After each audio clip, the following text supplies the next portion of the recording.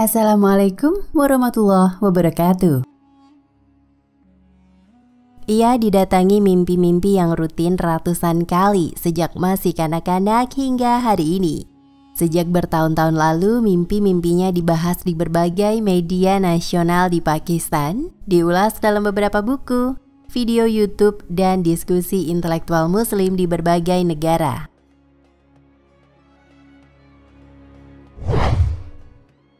Muhammad Qasim bin Abdul Karim adalah seorang muslim Sunni biasa dari Pakistan, kelahiran tahun 1976.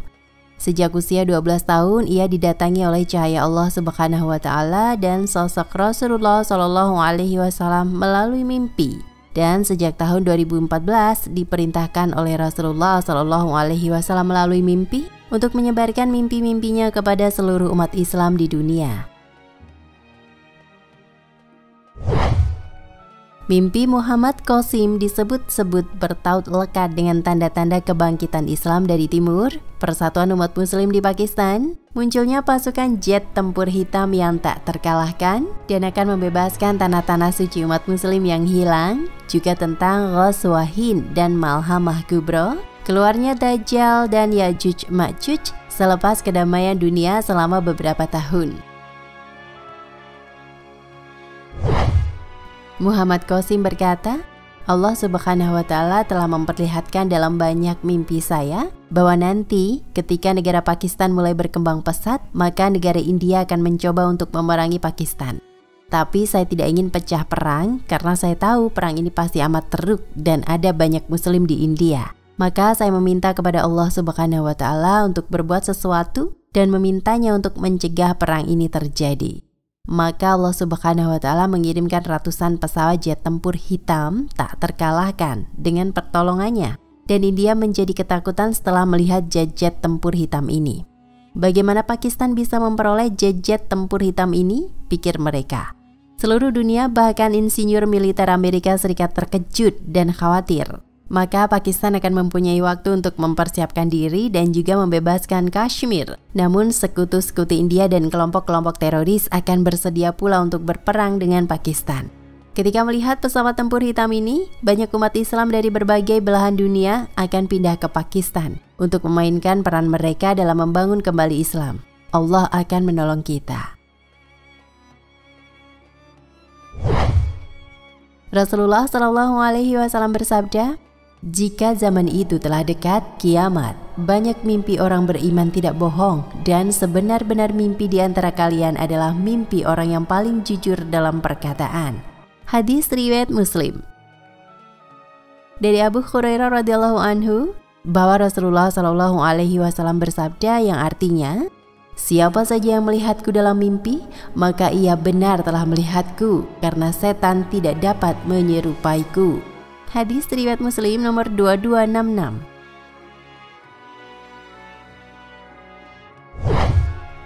Beberapa ulasan diskusi dan buku menguatkan penjelasan bahwa panji-panji hitam bukanlah bendera, tetapi sebuah alat pengenal berwarna hitam, kebanggaan badan militer suatu negeri yang akan terbit mengapung di angkasa tanpa penyangga apapun. Sehingga apabila hendak melihatnya, kita mestilah mengangkat wajah kita, sebagaimana kita hendak memandang kepada matahari dan bulan yang terbit di angkasa.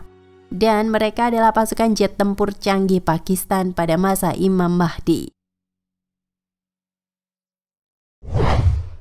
Perhatikan hadis berikut yang artinya, jika kalian melihat panji-panji hitam keluar dari Kabul Khurasan, maka datangilah mereka walau dengan merangkak, karena padanya ada Khalifah Allah Al-Mahdi.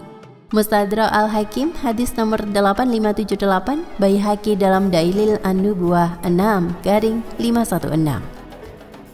Dan hadis berikut yang artinya, Rasulullah Shallallahu Alaihi Wasallam bersabda, akan berperang 3 orang di sisi perbendaharaanmu Ka'bah. Mereka semuanya adalah putra khalifah, tetapi tak seorang pun di antara mereka yang berhasil menguasainya. Kemudian terbit panji-panji hitam dari Kibali al-Masyriq, sebelahnya timur. Lantas mereka membunuh kamu dengan suatu pembunuhan yang belum pernah dialami oleh kaum sebelummu. Kemudian dikatakan bahwa Thauban radhiyallahu anhu berkata, kemudian Rasulullah shallallahu alaihi wasallam menyebutkan sesuatu yang aku tidak hafal, lalu bersabda, maka jika kamu melihatnya, berbaiatlah walaupun dengan merangkak di atas salju, karena dia adalah Khalifah Allah Al-Mahdi.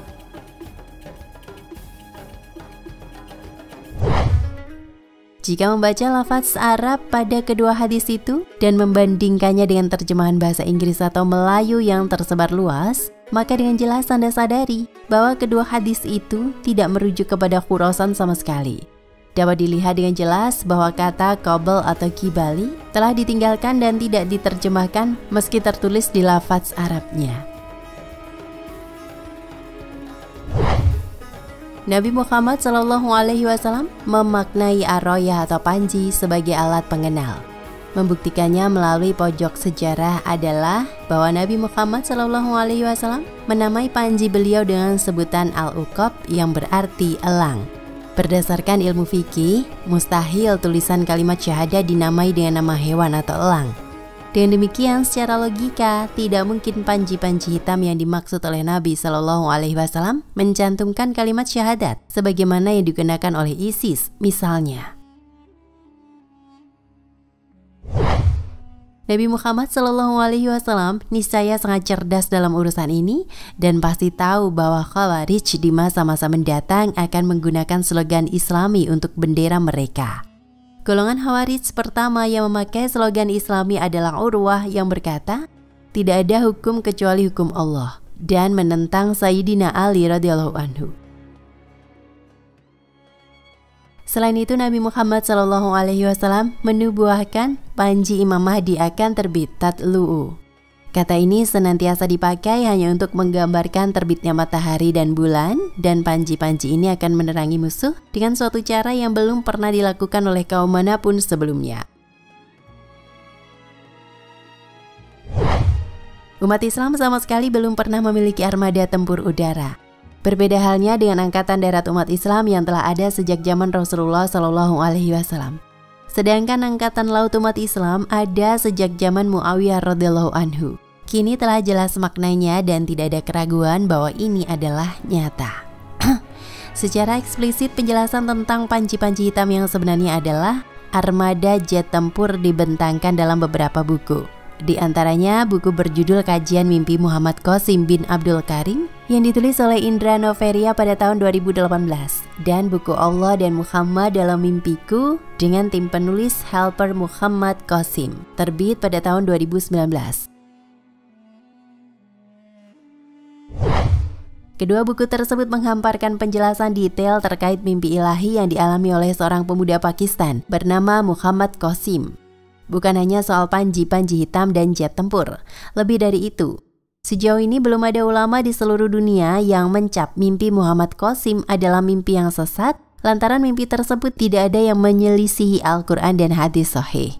Imron Abbasi dan Awais Nasir adalah dua orang intelektual muslim yang merupakan barisan awal yang mempublikasikan mimpi-mimpi Muhammad Qasim ke seluruh dunia. Awais Nasir mulai meneliti mimpi Muhammad Qasim, tetapi belum percaya pada awalnya, bahkan bersikap berhati-hati sampai ia sendiri mendapat mimpi bertemu Nabi Muhammad SAW yang membenarkan mimpi Muhammad Qasim. Sejak saat itulah, Awais aktif mendukung dan menyebarkan mimpi Muhammad Qasim. Imron Abbasi lebih awal percaya mimpi Muhammad Qasim sebelum Awais Nasir. Imron Abbasi banyak membuat video yang menyampaikan mimpi-mimpi Muhammad Qasim dalam bahasa Urdu maupun bahasa Inggris. Kepercayaannya berasal dari hasil kajian yang teliti, adil, dan komprehensif, sehingga berkesimpulan bahwa mimpi Muhammad Qasim sangat sesuai dan tidak menyelisihi sedikit pun dalil dan sunnah. Beberapa media berita nasional di Pakistan telah mewawancarai Muhammad Qasim, di antaranya Royal News, 7 News Saidi, dan Daily Awsaf. Dalam berbagai wawancara media, Muhammad Qasim bin Abdul Karim menjelaskan bahwa dirinya telah mendapatkan mimpi ilahi itu sejak masih kecil, sekitar umur 12 atau 13 tahun. Kemudian setelah menginjak umur 17 tahun, ia terus-menerus mendapat mimpi ilahi sampai saat ini. Muhammad Qasim dalam salah satu kesaksiannya mengatakan, "Aku telah melihat mimpi-mimpi ini selama lebih dari 23 tahun terakhir. Allah datang dalam mimpiku lebih dari 500 kali dan Nabi Muhammad lebih dari 280 kali. Aku berumur sekitar 12 atau 13 tahun ketika Allah dan Nabi Muhammad keduanya datang bersamaan dalam mimpiku untuk pertama kalinya. Dan kemudian setelah itu di tahun 1993 ketika aku berumur 17 tahun.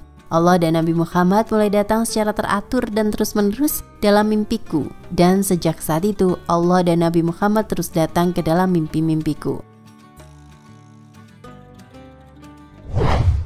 Pertanyaan yang terbetik yaitu, bagaimana Allah dan Nabi Muhammad SAW datang dalam mimpi Muhammad Qasim? Kenapa dia menyebarkan mimpinya? Kenapa Muhammad Qasim dan teman-temannya terus menyebarkan mimpi tersebut ke seluruh dunia? Pertanyaan terpenting adalah, benarkah mimpi-mimpi Muhammad Qasim bin Abdul Karim? Kisah mimpi ilahi yang dituturkan oleh Muhammad Qasim, sebagaimana dinukil dari kedua buku tersebut, bisa kita telusuri dalam sederet kesaksian berikut ini. Allah yang Maha Kuasa sering muncul dalam mimpiku. Saya tidak pernah melihat Allah dengan mataku dalam mimpiku. Saya hanya merasa bahwa Allah ada di Arsy Al-Azim, tahta tertinggi. Dan saya mendengar suaranya dari balik tabir. Suara itu terkadang turun dari langit atau saya akan melihat cahaya yang luar biasa terang. Dan terkadang suara yang luar biasa akan datang dari cahaya yang luar biasa. Setiap kali saya melihat cahaya Allah, mata saya menjadi terpaku, tidak mungkin untuk menggambarkannya. Saya tidak bermaksud mengatakan bahwa cahaya ini adalah Allah, melainkan cahaya Allah adalah versi megah cahaya yang diciptakan Allah. Wallahu a'lam bishawab.